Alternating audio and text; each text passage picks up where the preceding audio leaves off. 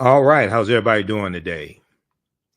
Hotep, hey, this is Michael Imhotep, the African History Network, host of the African History Network show.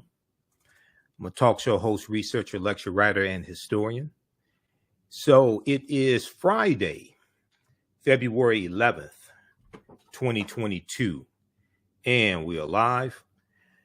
So I wanted to come on and talk for a few minutes about the online class that I teach on the weekend, on Saturdays and Sundays, two of them, dealing with African history, African American history. We know this is Black History Month, African American History Month.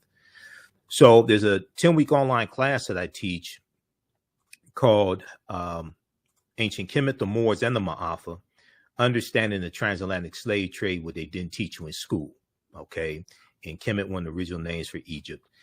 This is a 10-week online class that I teach, and we deal with thousands of years of history and what leads up to the transatlantic slave trade taking place.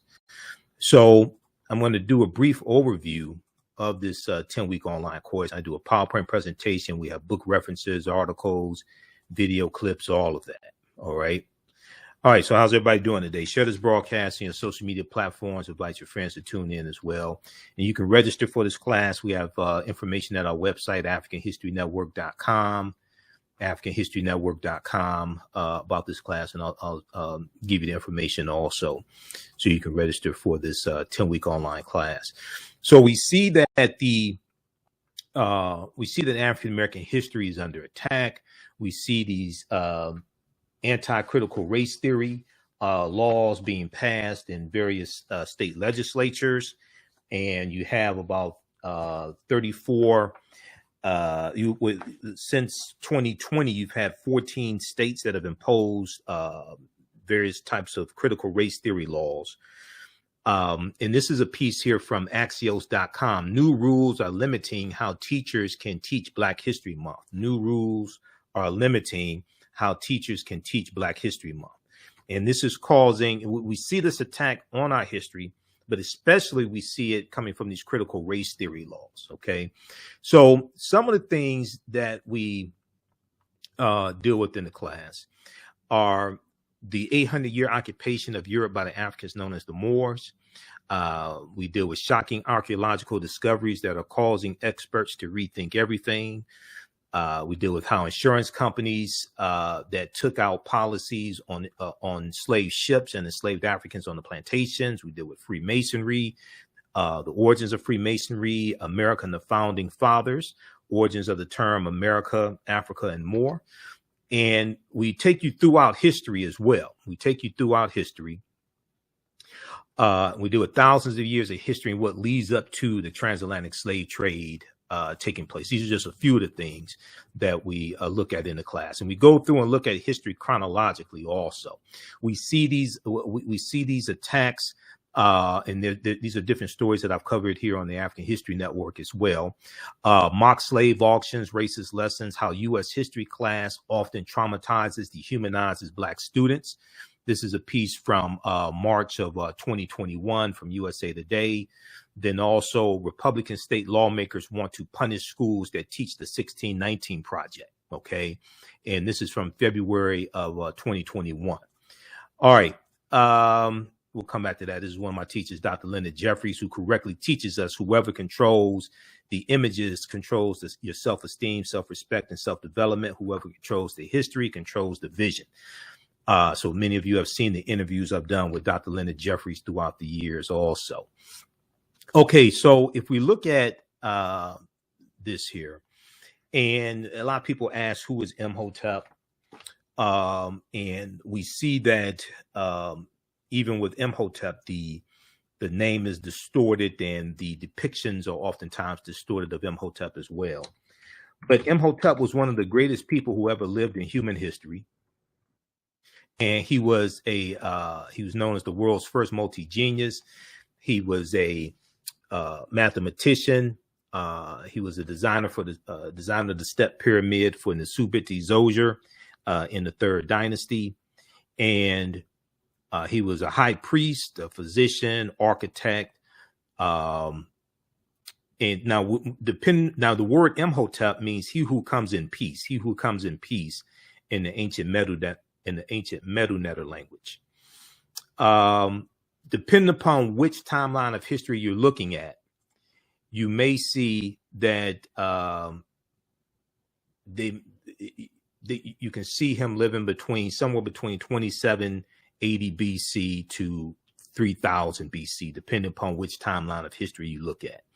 Because we know at least 130,000 years of our history has been stolen, I go with the oldest dates, I can find.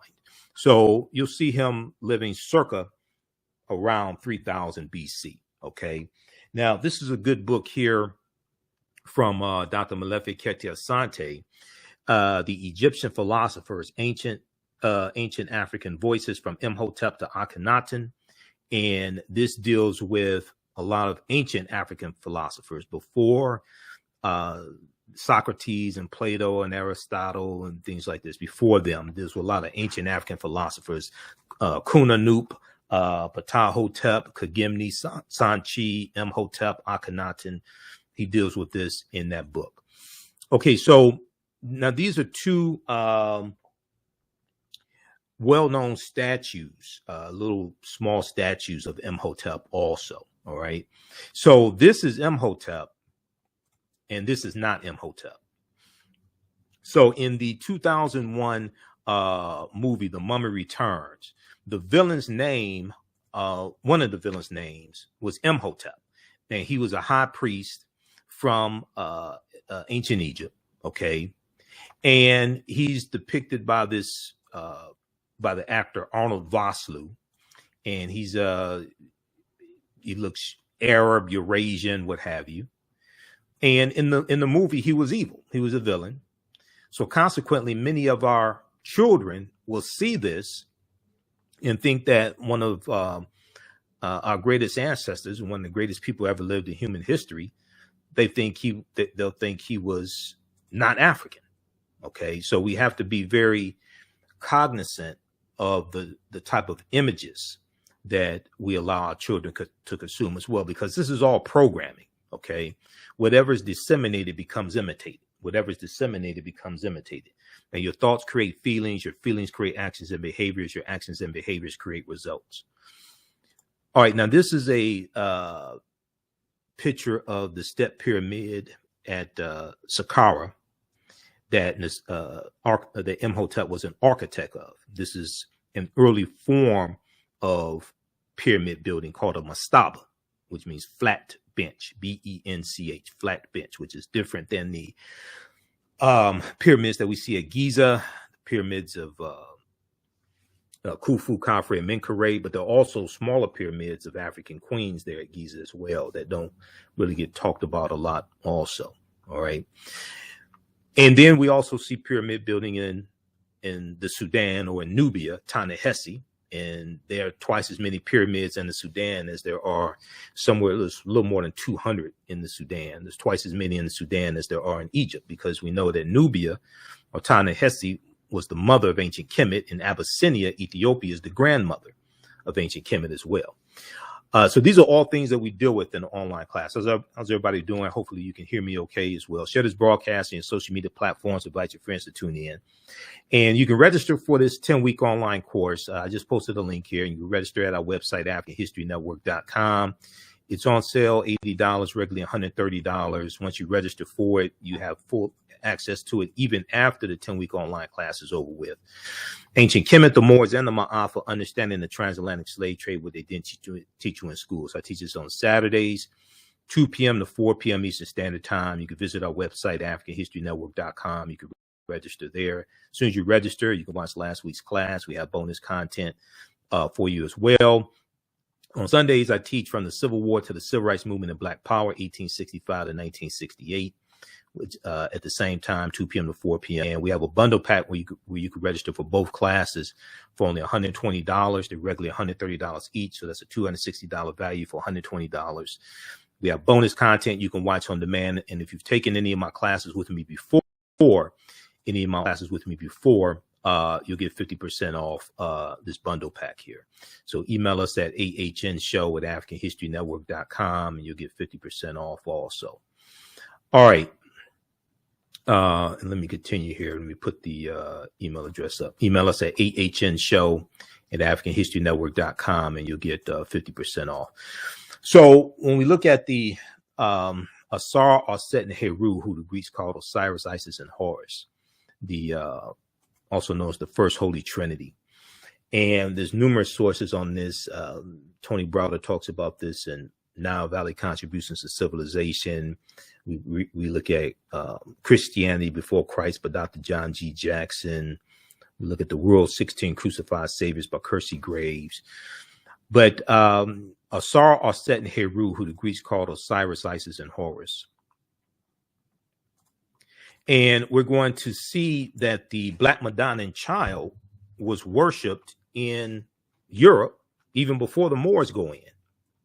And we're going to see there's still statues there all throughout Europe, Spain, and Portugal, and France of the Black Madonnan child. But that comes from Aset and Heru. Aset was known as the first queen of Kemet. Kemet, one of the original names of Egypt, meaning land of the blacks. She was the wife of Asar, Osiris.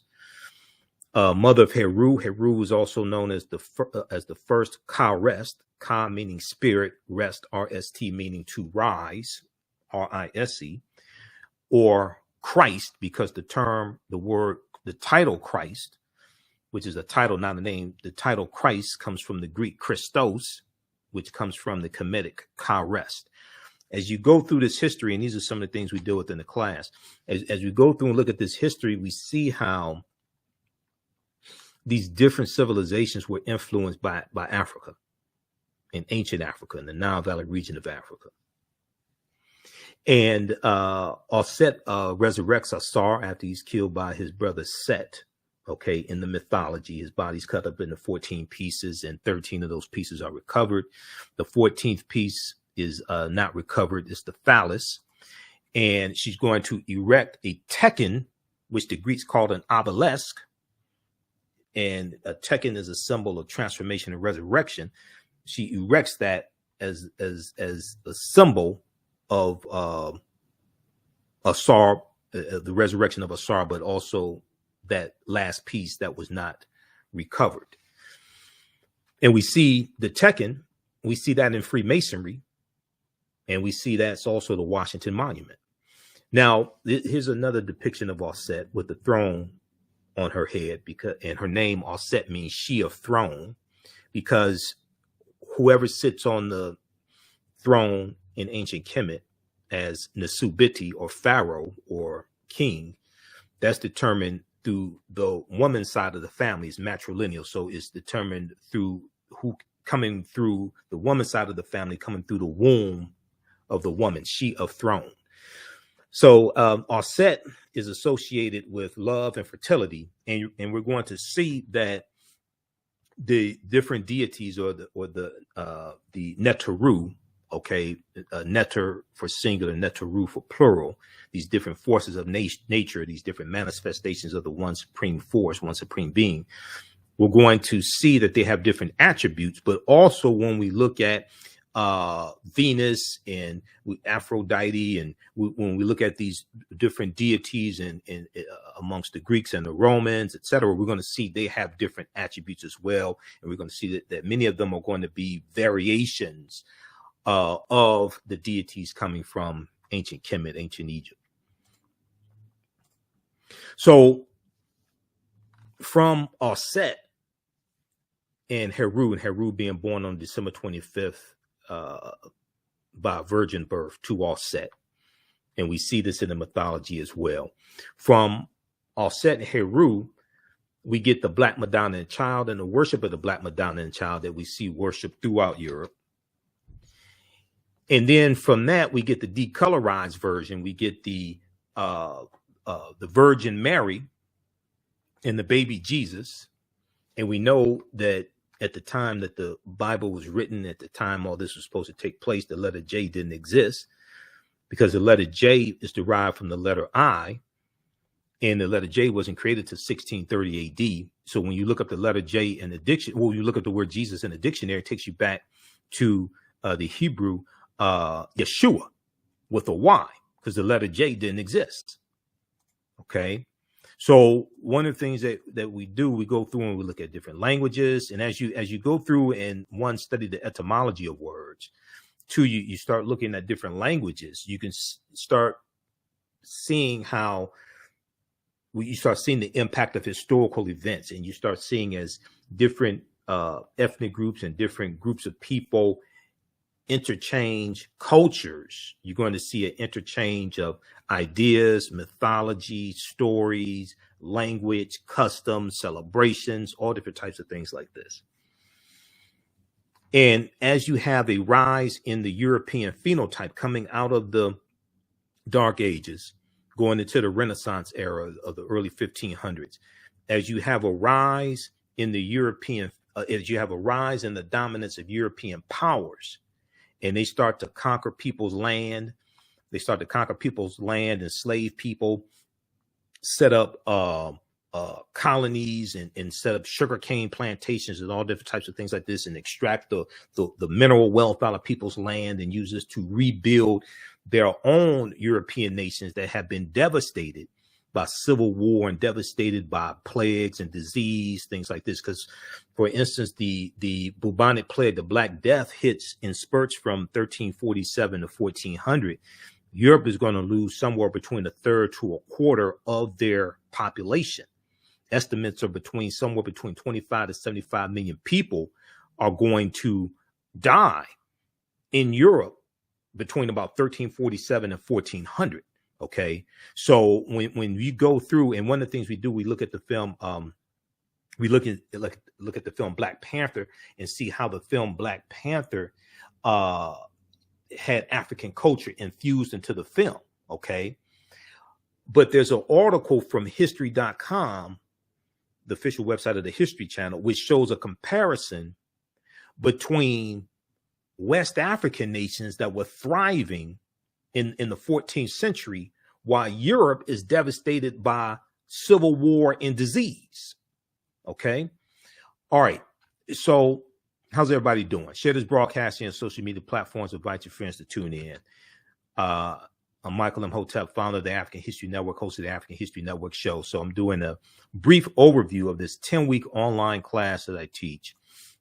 It teaches on Saturdays, from the Civil War to the Civil Rights Movement and Black Power, 1865 to 1968. You can register for this at our website, AfricanHistoryNetwork.com, and the link is also here in the thread of this broadcast. Next class is Saturday, February 12th. We do this on Saturdays, 2 p.m. to 4 p.m. Eastern Standard Time. This class just started up. And as soon as you register, you can watch last week's class. So we do the sessions live. All the sessions are archived and recorded. You can go back and watch it anytime, even a year from now. If you want to go back and watch the entire class, you can do that. Okay. So you'll still have access to it. The class is regularly $130. It's on sale $80. And you can use this with your children also. I would say the content is PG-13. All right. So I don't do a lot of cursing. It's not crazy. I don't call people racial epithets and things like this. All right. So I'm going to post a link here, and you can also register for the bundle pack, because you can register for both classes that I teach for only $120. And that's they're regularly $130 each. Okay. All right. Let's continue here. We'll post a link here as well. All right. So some other things that I deal with in the class, and we go through and look at thousands of years of history. And we also deal with the African presence in the Americas going back at least 56,000 years ago. We look at what was the transatlantic slave trade. What were some of the events that led up to the transatlantic slave trade starting? And we go through and look at history chronologically. And we look at a timeline of history to really understand cause and effect, to really understand how different events lead up to the transatlantic slave trade taking place.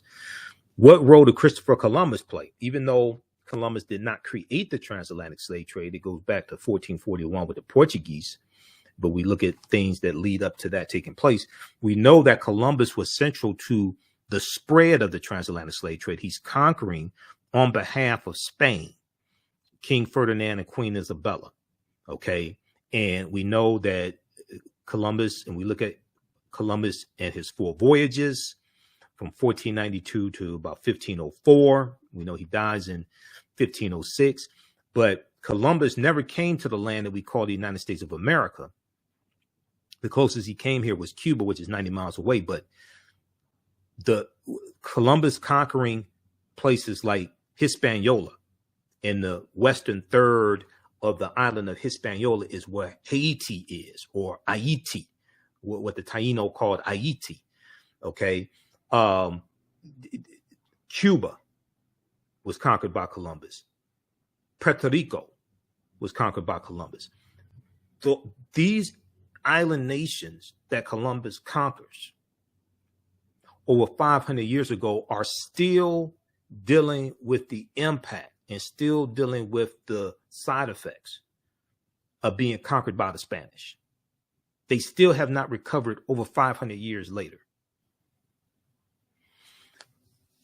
When did Africans first come to the U.S. as slaves? As enslaved Africans, as some people want to refer to them as.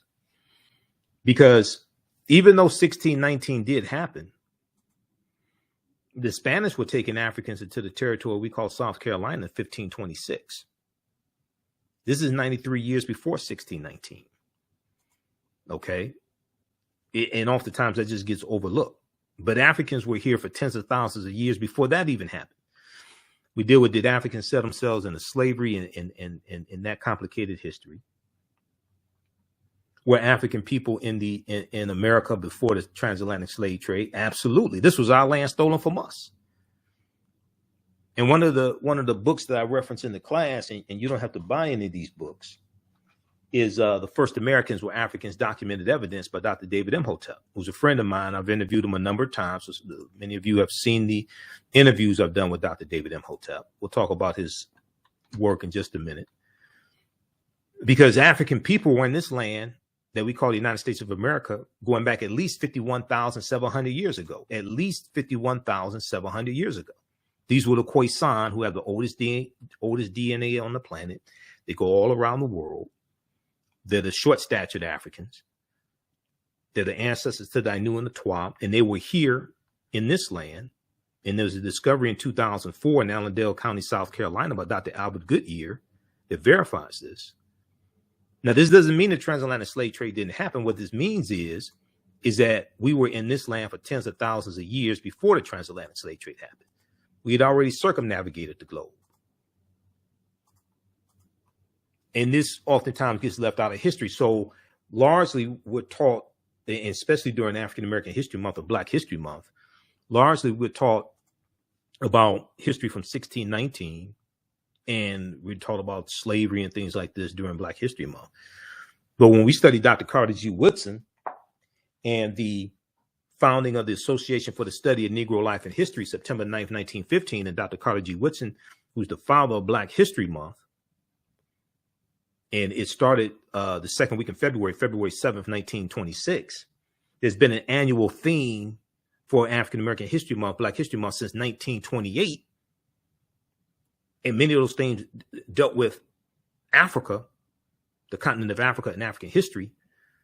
It was never, one, designed to be the only time of the year we study our history. Two, it was not just supposed to look at our history here, but throughout the diaspora, and also understand the history of African people in Africa as well, and the connection, okay? Because these are things that Dr. Carter G. Woodson was doing and teaching about.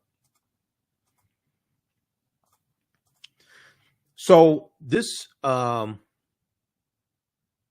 page here, page 95 of Nile Valley Contributions to Civilization by Tony Browder. How's everybody doing? Share this broadcast on your social media platforms. How you like this type of information? If you still need to register for this online class, let me know. We teach this on Saturdays. So next class is coming up. Next class is Saturday, February 12th, 2 p.m. to 4 p.m. Eastern Standard Time. If we look at page 95 of Nile Valley Contributions to Civilization by Tony Browder, he talks about the 1984 Nile Valley Conference in Atlanta, Georgia. And he says in 1984, at the Nile Valley Conference in Atlanta, Georgia, Dr. Charles Kofer, professor of Old Testament at the Interdenominational Theological Center in Atlanta, discussed the role of Egypt and Ethiopia in the Old Testament. He stated the following: in the King James and Revised Standard versions of the Bible,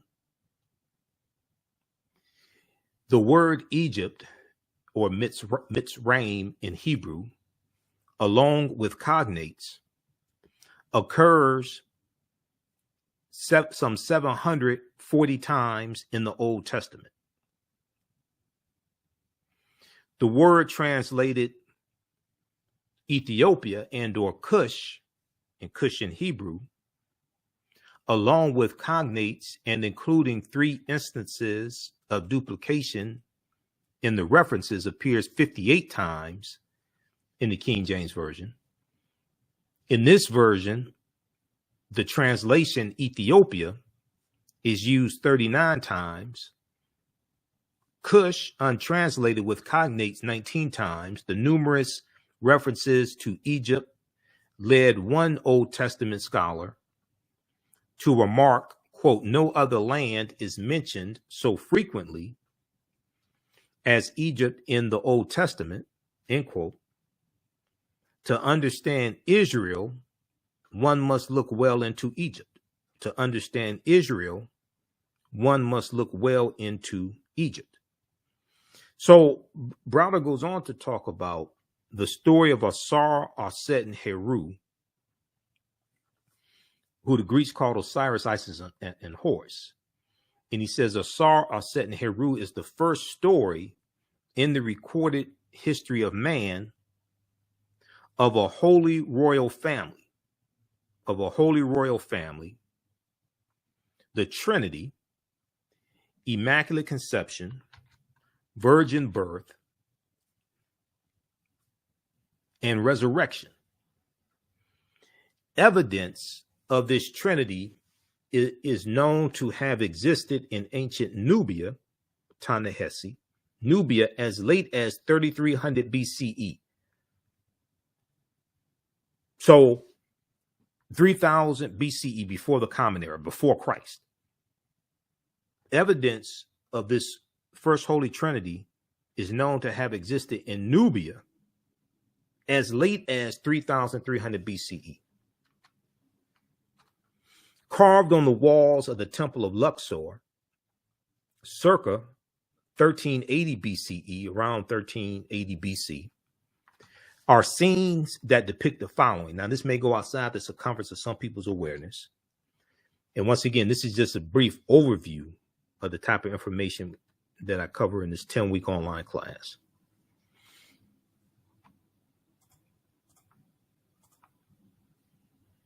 The Annunciation, the Immaculate Conception, the Virgin Birth, and the Adoration. Because we're dealing with stories that are told over and over again, adapted to various people's cultures around the world. And their ethnicity is put on these stories, their names are put on them, etc. If you read Christianity Before Christ by Dr. John G. Jackson, he really does a good job of breaking this down. Browder deals with this in Nile Valley Contributions to Civilization.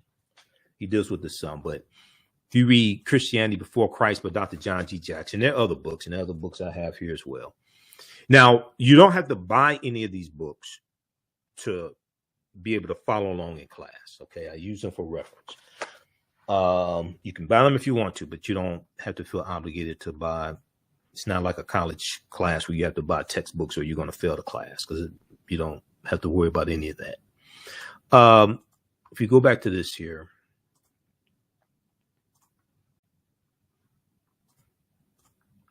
So number one, the Annunciation.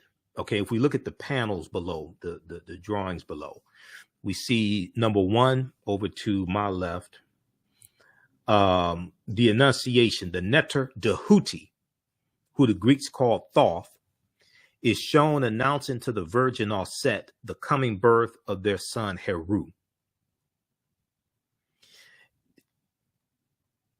Number two, the Immaculate Conception.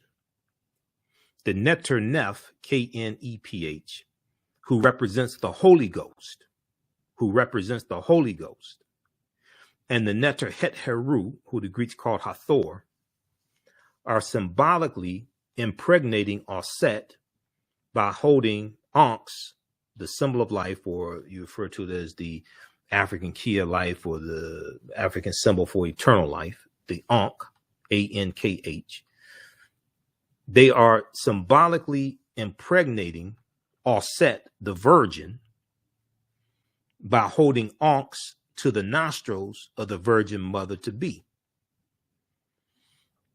Then in panel 3, the virgin birth, Aset is shown sitting on the birthing stool, and the newborn child is attended by midwives. Number 4, the adoration. The adoration, the newborn Heru is portrayed receiving gifts from the 3 kings or magi while being adored by a host of gods and men. Now, in the Bible, when they talk about the wise men, it doesn't say how many. Okay, 3 wise men or 3 kings is associated with the 3 stars in Orion's belt. Orion the hunter, the constellation of Orion the hunter. We know that Orion is followed by 2 dogs in the constellation, Canis Major and Canis Minor, the big dog and the small dog. In Canis Major, you have the star Sirius, which is the brightest star in the sky, the star Sirius. And Sirius is also referred to as the dog star. Okay. In ancient times, the constellation of Orion was the constellation of Asar, who the Greeks called Osiris. Now, when you look at the Virgin Mary and you look at the constellation of Virgo, okay, the constellation, and you have the astrological sign of Virgo. Virgo is Latin, which means virgin. Virgo in Latin means virgin. The constellation of Virgo in ancient times was the constellation of Aset, the virgin, who the Greeks called Isis. Okay, so as we go through this history, we see how these stories get retold over and over again, adapted to various people's cultures. Okay, and then they get represented to us by Europeans like they created it themselves, and they did not. This is an example of that representing as if they created it themselves, and you may call it cultural appropriation or something like that. The TV show for the 1970s, Saturday morning TV show, The Secrets of Isis. And they had this on Hulu a few years ago. It may still be there. I'm not sure, because I went and watched some episodes. So this was a TV show that came on in the 1970s, Saturday morning. They had the Shazam and Isis hour. And I still have comic books from the 1970s that, because in the comic books, they would advertise the Saturday morning TV shows and the Saturday morning cartoons. This is before there was a comedy. This was before there was a Cartoon Network, all that stuff. We ain't had cable. Okay. So Saturday morning, all the new, this was when all the new cartoons came out, the Super Friends and all the new TV shows. Okay. For children, Saturday morning. They had NBC. You'll see they run the 1 or 2. They'll show the 2-minute little commercial. Schoolhouse Rock. Okay, I'm a Bill on Capitol Hill.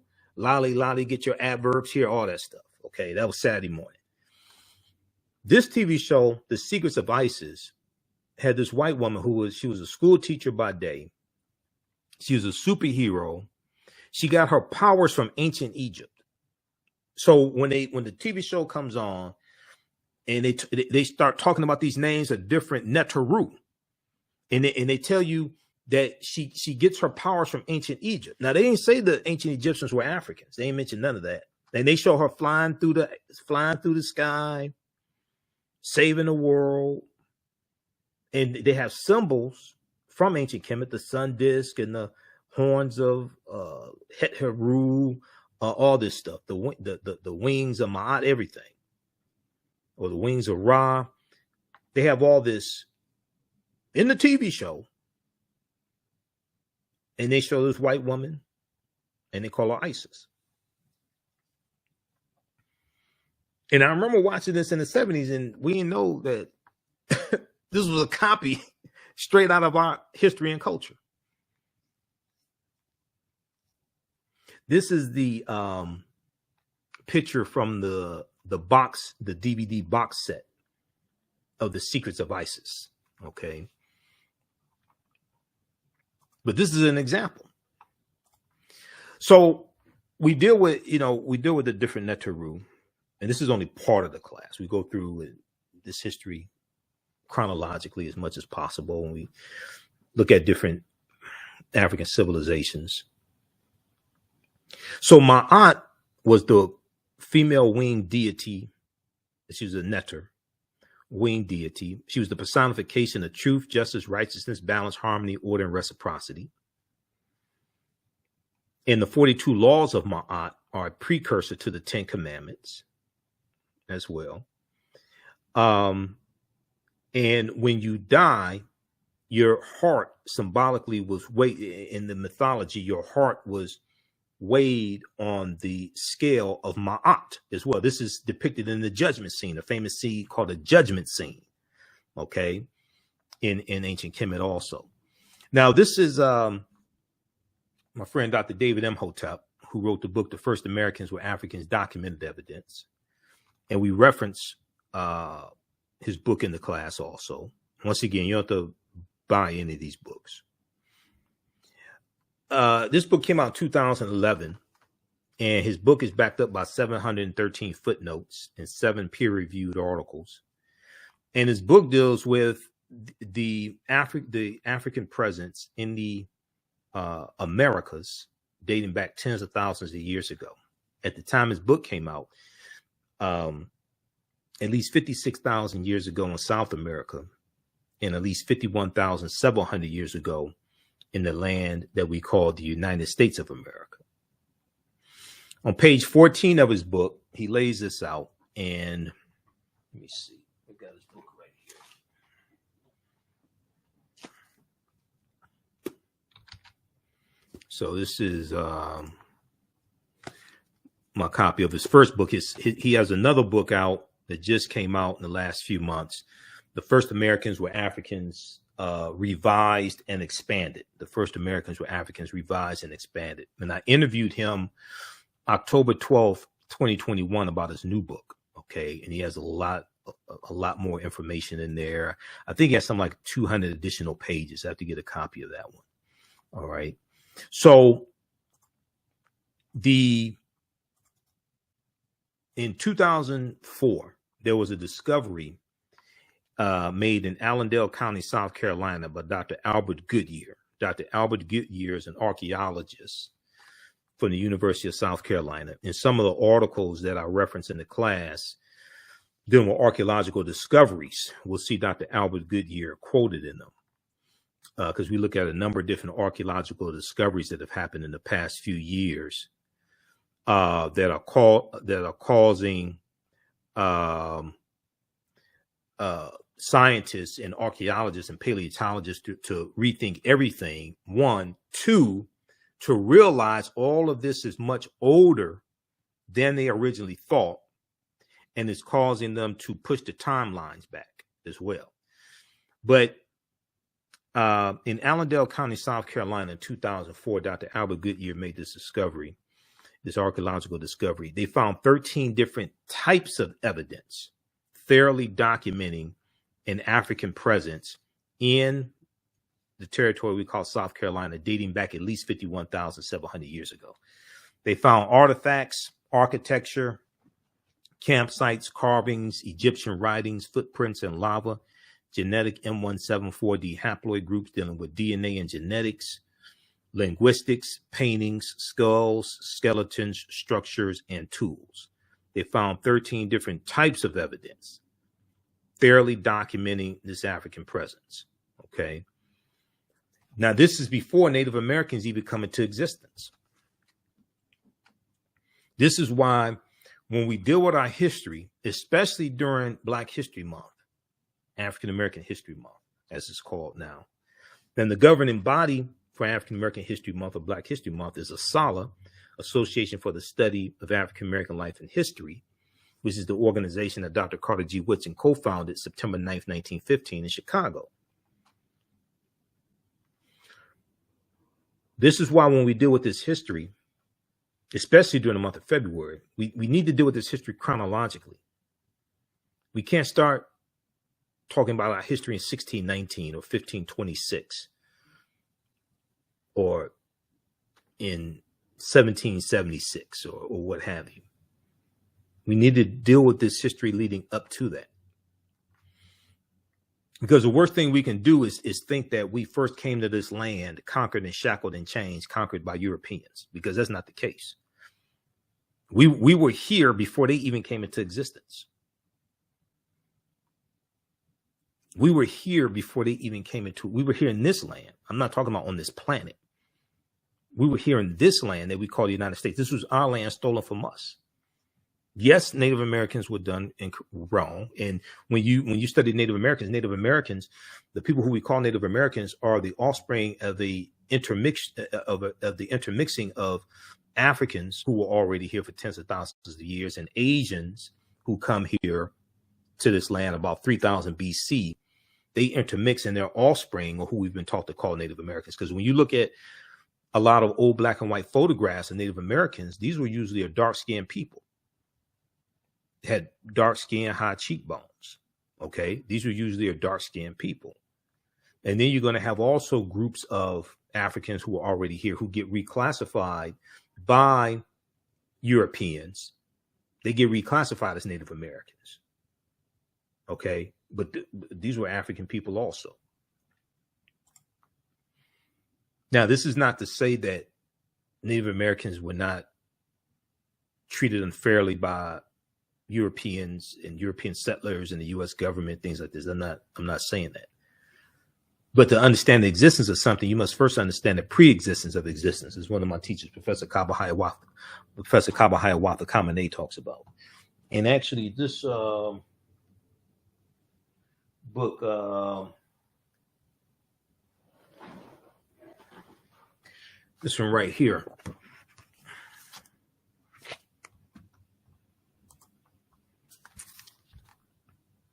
Chronology of Native Americans, the ultimate guide to North America's indigenous people.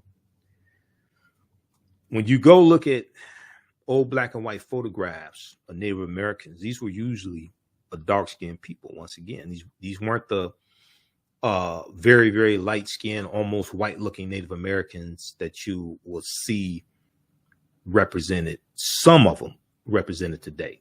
That's not when you go look at old photographs of them. No, that's not how they look. All right. Let's continue. How's everybody doing? All right. Now, this is Dr. Albert Goodyear, archaeologist from the University of South Carolina. Here's a picture of him. He's a white archaeologist. This is an article from ScienceDaily.com from 2004, November 18th, 2004, 18 years ago. New evidence puts man in North America 50,000 years ago.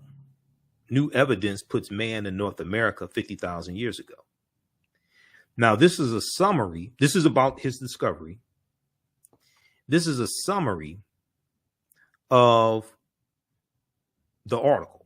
Now, this is not my summary. This is a summary from ScienceDaily.com, which is a scientific website. They have all types of different scientific breakthroughs and archaeological discoveries, things like this at ScienceDaily.com. Radiocarbon tests of carbonized plant remains. Radiocarbon tests of carbonized plant remains where artifacts were unearthed last May. It would be May of May of 2004.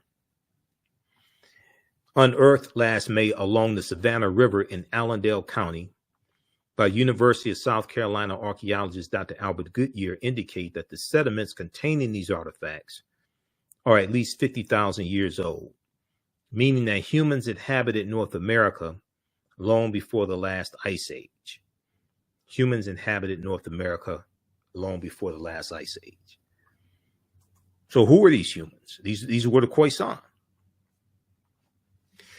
An October 2012 genetic study published in Science magazine found that the Khoisan in southern Africa, also referred to as Bushmen, the Khoisan in southern Africa are the oldest ethnic group of modern humans, with their ancestral line originating about 100,000 years ago. The Khoisan, formerly called by the derogatory term Bushmen, are genetically unique, and no other currently known population had separated so early from our common modern human ancestor, according to the report. And there's a lot of information out there on the Khoisan that you can research. So we look at different archaeological discoveries, and I like to look at this early in the course to help lay a foundation to expand people's minds, because people come to the class with different levels of understanding of history. And a lot of these archaeological discoveries that I talk about, people are not really familiar with them. And these are just a few here. There's a lot more. I have over 200 slides for the course. This discovery came out in February of 2010. This is an article from the New York Times. On Crete, new evidence of very ancient mariners. On Crete, new evidence of very ancient mariners. This is one of the reasons why I say at least 130,000 years of our history has been stolen. And our scholars like Dr. Charles Finch and Runoko Rashidi, we know Runoko passed away August 2nd, 2021. You know, they've been saying for years that Homo sapiens are at least 300,000 years old. Modern man is at least 300,000 years old, not 75,000 to 100,000 years old. But this discovery here found that stone tools found on the Greek island of Crete over the course of 2 summers, archaeologists say are at least 130,000 years old. Archaeologists say these stone tools that were found are at least 130,000 years old, which is considered strong evidence for the earliest known seafaring in the Mediterranean, and calls for rethinking the maritime capabilities of pre-human cultures. So now this discovery came out 12 years ago. How many people have never heard of this before? This was a archaeological excavation over the course of 2 summers.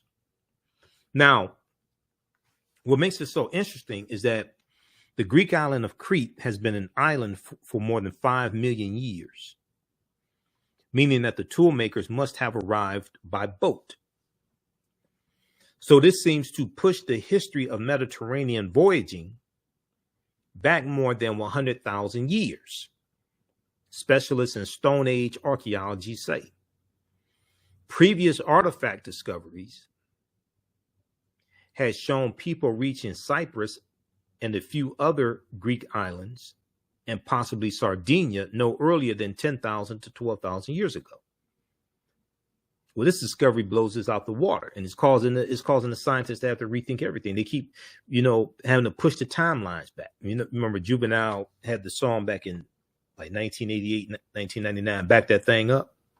They keep having to back the timelines up when these archaeological discoveries are coming out like every week, every other week. There was one that I just saw that dealt with, and one of the things that's interesting is when these discoveries take place, right? All the news outlets have articles on them. New York Times, Washington Post, NBC, LA Times, USA Today, CBS, Associated Press, National Geographic, the Journal of Nature, all of them. Okay. Smithsonian, the SmithsonianMag.com, they all have stories on this when these archaeological discoveries take place. Now, you may not see a whole lot of it maybe on TV, like on cable news and things like this. They may show 20, 30 seconds on it. There was an article from NBC News that I just saw in the past couple of days dealing with another discovery that just came out. And this dealt with the earliest known human presence. I think it was in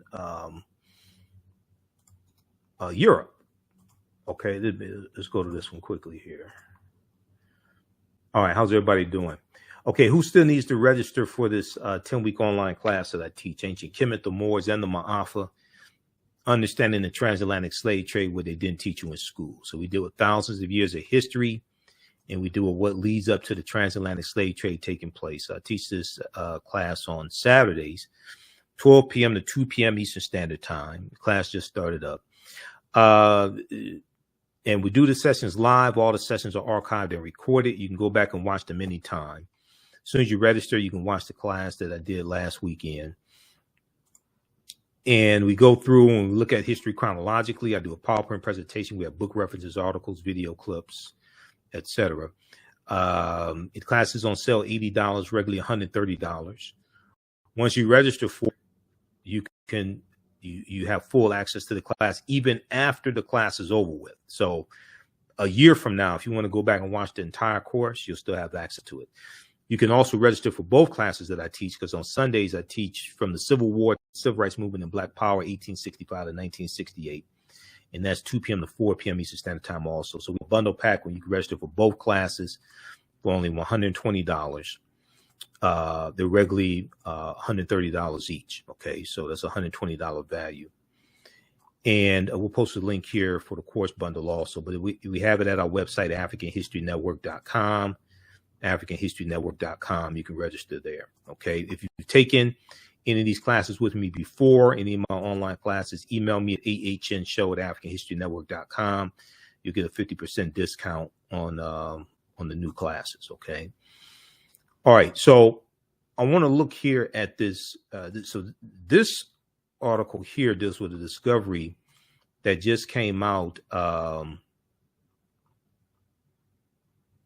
And this piece is from February 9th, 2022. And once again, these discoveries are coming out every week or every other week. Earliest evidence of modern humans in Europe discovered in France.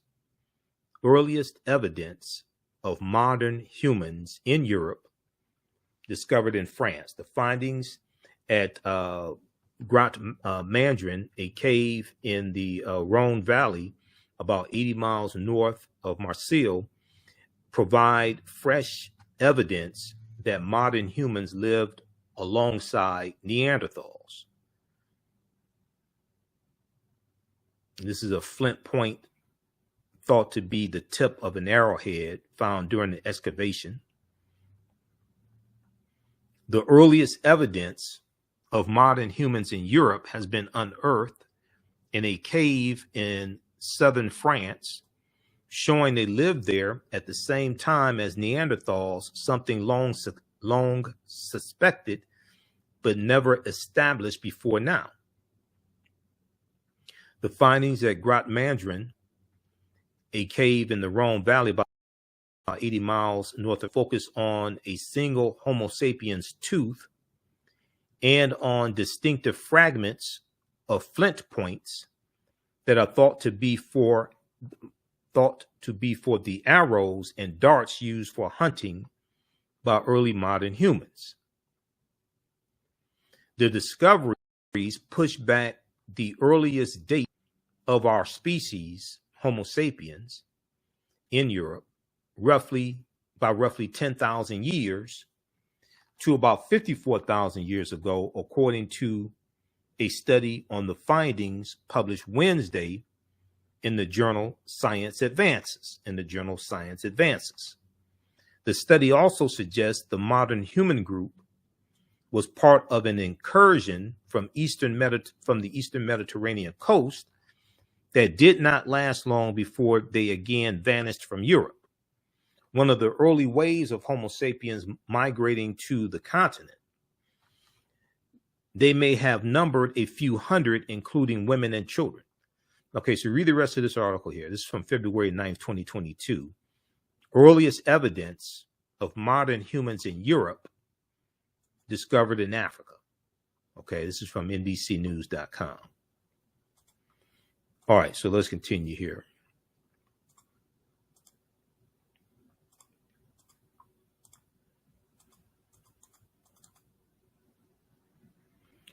Okay, so we have this on Crete, new evidence of very ancient mariners. We look at other archaeological discoveries like the sunken Egyptian city, Tanis Heraklion, that was swallowed into the sea about 1,200.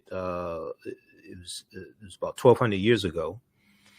I think it's about 1,200 years ago, swallowed into the sea. 1,200 sunken Egyptian city reveals 1,200-year-old city. It's lost for about 1,200 years. The UK publication, the Telegraph, reports that 150 feet beneath the surface of Egypt's Bay of Abu Qir, they found 64 ships, 16-foot tall statues, 700 anchors, countless gold coins, and smaller artifacts. Now, this was a discovery that was revealed in April of 2013. The archaeologist who led the expedition, archaeologist Frank Goodyear, estimates Tanis Heraklion was built around 8th century BC, Now, here is an example of some of the things that were found. These statues that found at the bottom of the sea. That's the legs of a statue broken off. Okay. Now, some other things that we look at in the class, besides numerous archaeological discoveries, to get a better understanding of history and how it helps to really expand our minds also, these archaeological discoveries.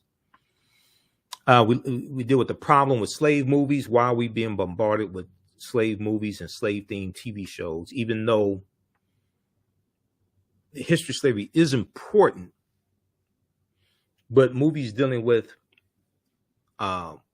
African civilizations and us ruling nations and things like this, that gets left out.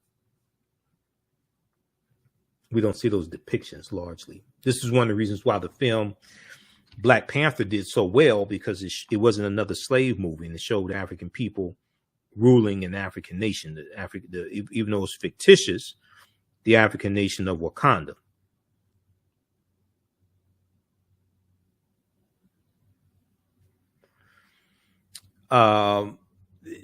We deal with Asar Seton-Heru, and the origins of the Immaculate Conception story, as I talked about, the links between ancient Kemet, Egypt, and early Christianity.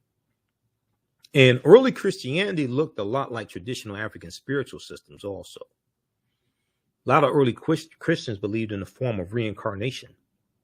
This is before the First Council of Nicaea in 325 AD, before the various ecumenical councils between 325 and about 1870 or so that change what people believe, how they practice Christianity, things like this.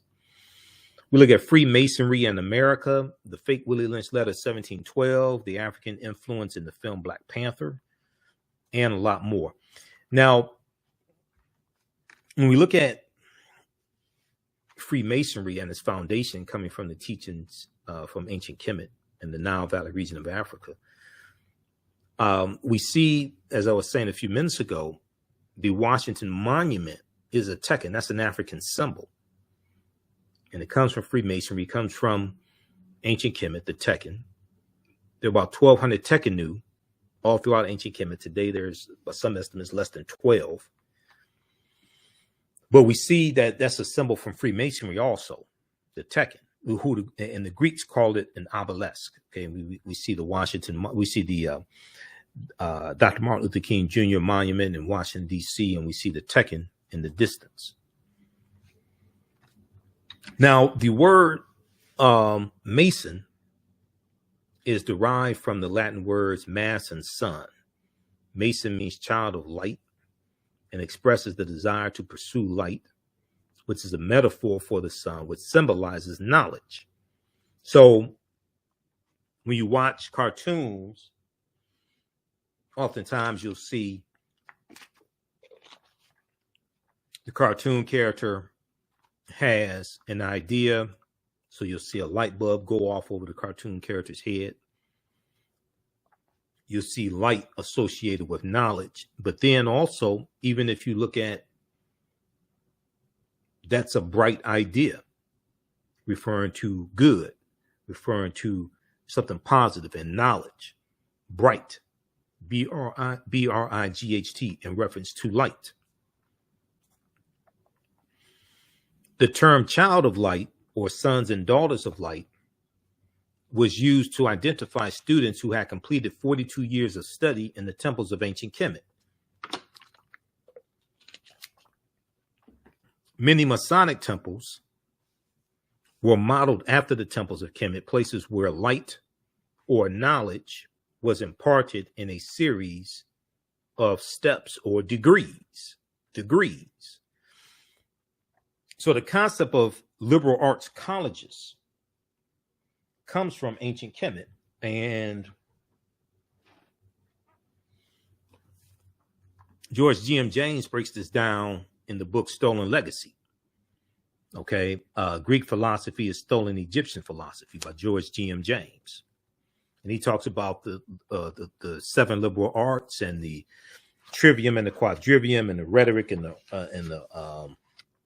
the arithmetic and logic and things like this, and the 7 liberal arts that were taught in the temples in ancient Kemet.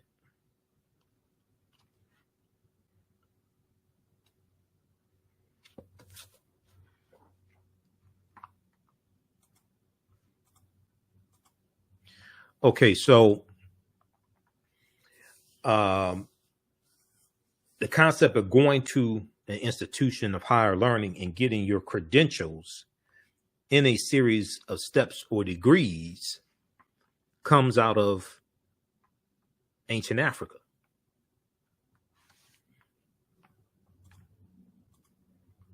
This is what we were doing. Now, 50 of the 56 signers of the Declaration of Independence and 13 of the 39 signers of the U.S. Constitution were Freemasons. Okay, check out page 18 of Egypt on the Potomac by Tony Browder. We look at things like the Black Death, the bubonic plague that hits in spurts from 1347 to 1400. One of the worst plagues in history arrived at Europe's shores in 1347. 5 years later, some 25 to 50 million people were dead.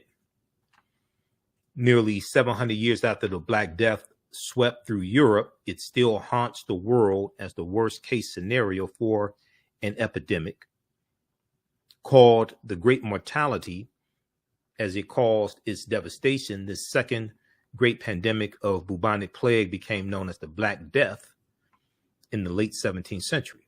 Read this article here, The Black Death, from history.com, which is the official website of the History Channel. When we look at Mansa Musa, who became emperor of the Mali Empire in 1312 AD, and we look at Ghana, Songhai, and Mali, those 3 great West African empires. We deal with that in the class also. This article here from history.com talks about a comparison between Mansa Musa and T'Challa in the film Black Panther. Okay.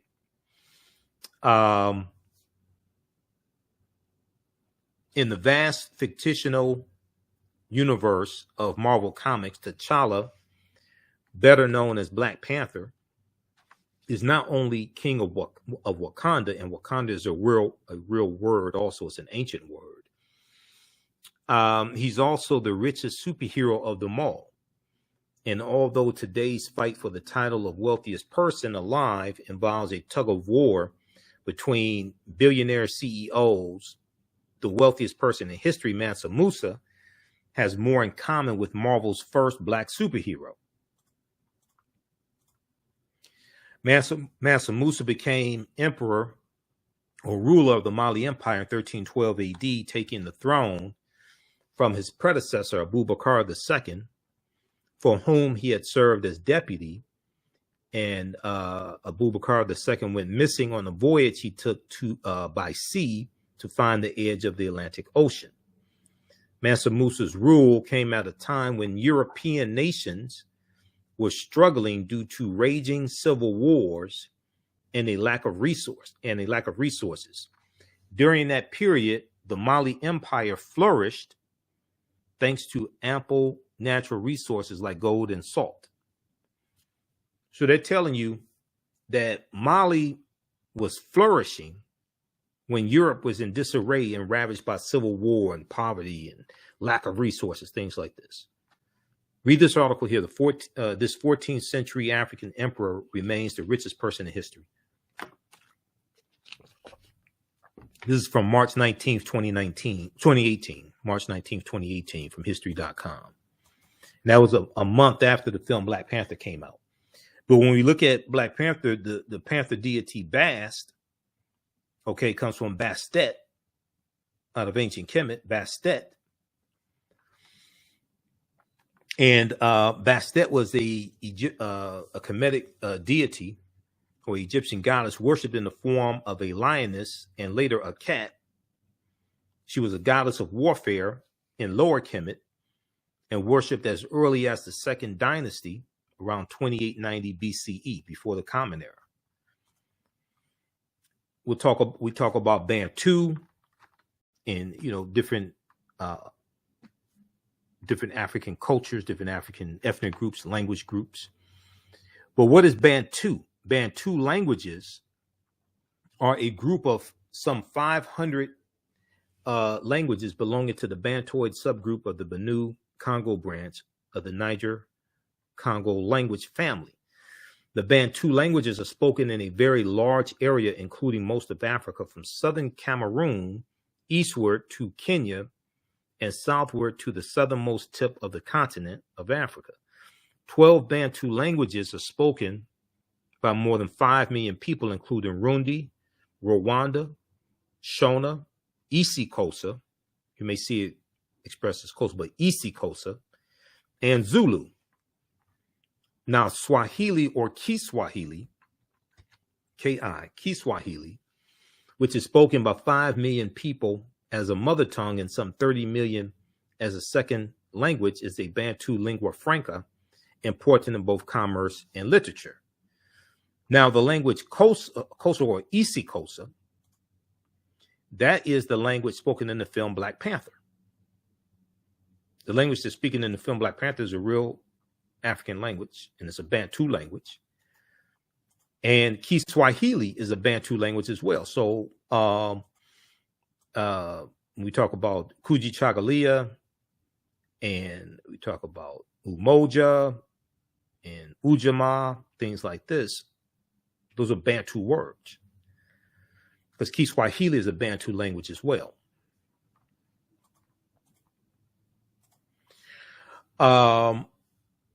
What is Wakanda? So what we see the word Wakanda in the Omaha Ponca Native American language, the Sioux Indian language. It means possesses secret powers.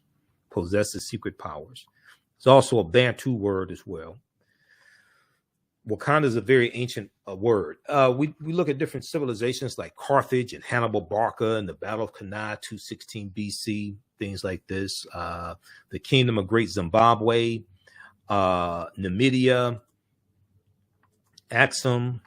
Okay, so we look at different African civilizations as well to get a better understanding of this history and look at a chronology of history. And we definitely look at some of the history of the Africans known as the Moors, who go into the Iberian Peninsula 711 AD, and they're going to defeat the Vandals and the Visigoths, and they settle in the southern portion there of the Iberian Peninsula, today known as Spain and Portugal, and they call the area that they settle in Al-Andalus, which basically means to walk in a spiritual light or walk in a spiritual path. Al-Andalus. According to the Oxford English Dictionary, the Moors, as early as the Middle Ages and as late as the 17th century, were, quote, commonly supposed to be black or very swarthy, and hence the word is often used for negro, end quote. Early in the 8th century, after a grim and extended resistance to the Arab invasions of North Africa, the Moors joined the triumphant surge of Islam. Following this, they crossed over from Morocco over to the Iberian Peninsula, today known as Spain and Portugal, and Spain and Portugal is right above Morocco, where the Moors are going in. Iberian Peninsula, where their swift victories and remarkable feats soon became the substance of legends. So once again, just keep in mind, this is just a brief overview of some of the things that we cover in this 10-week online class. Okay, I'm just skimming the surface here. So you can register for this online class, and I'll post a link again at our website, AfricanHistoryNetwork.com. AfricanHistoryNetwork.com. And we'll post a link here again also.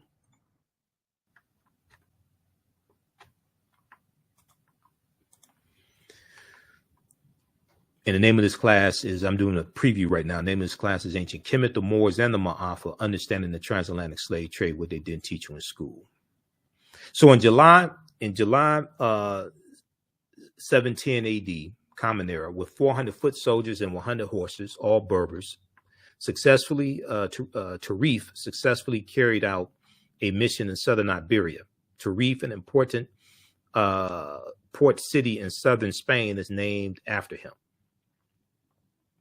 And it is clear, however, that the conquest of Spain, so there was a reconnaissance mission in 710 AD to get the lay of the land and see what they were up against. And then they actually really invade in 711 AD, led by Tariq ibn Ziyad. It is clear, however, that the conquest of Spain was undertaken upon the initiative of Tariq ibn Ziyad. Tariq was in command of an army of at least 10,000 men. Here's a depiction of Tariq.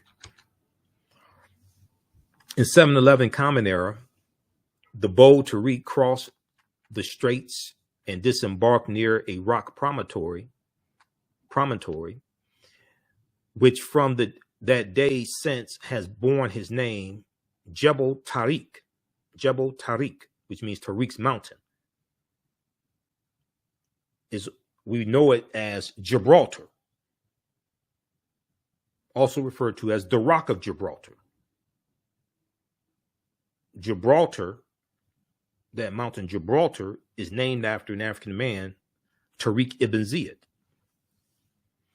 In August 711 Common Era AD, Tariq won paramount victory over the opposing European army. On the eve of the battle, Tariq is alleged to have aroused his troops with the following words: "My brethren, the enemy is before you, the sea is behind. Whither would ye fly? Follow your general. I am resolved either to lose my life or to trample on the prostrate king of the Romans." End quote. Wasting no time to relish his victory, Tariq pushed on with his dashing and seemingly tireless Moorish cavalry to the Spanish city of Toledo. Within a month's time, General Tariq ibn Ziyad had effectively terminated European dominance of the Iberian Peninsula. This is an excerpt of a fantastic article that Runoko Rashidi wrote for AtlantaBlackStar.com from June 1st, June 1st, 2014. And I interviewed Renoko about his book, Black Presence, the African, Black Star, the African Presence in Early Europe. And we talked about this article also. Moors, Saints, Knights, and Kings, the African Presence in Medieval and Renaissance Europe. And that book is one of the books that we use in the class as well. Okay. These are two books that I referenced. Now, this is by Renoko Rashidi. Black Star, the African Presence in Early Europe by Renoko Rashidi. Fantastic, fantastic book. Has a lot of pictures of him in Europe showing things like the Black Madonna and Child, things like this. This is page 90, showing statues of the Black Madonna and Child that he took. He took these pictures in Switzerland, Poland, Spain, Madrid, Spain, Luxembourg City, Luxembourg. And then also this book here, Golden Age of the Moor, edited by Dr. Ivan van Sertima, but Renoko Rashidi has a essay in here, and Dr. Jose Pimenta Bay and Jan Carew and Dr. Wayne Chandler, they all have essays in this book. This is one of the best books, dealing with the history of the Moors, Golden Age of the Moor.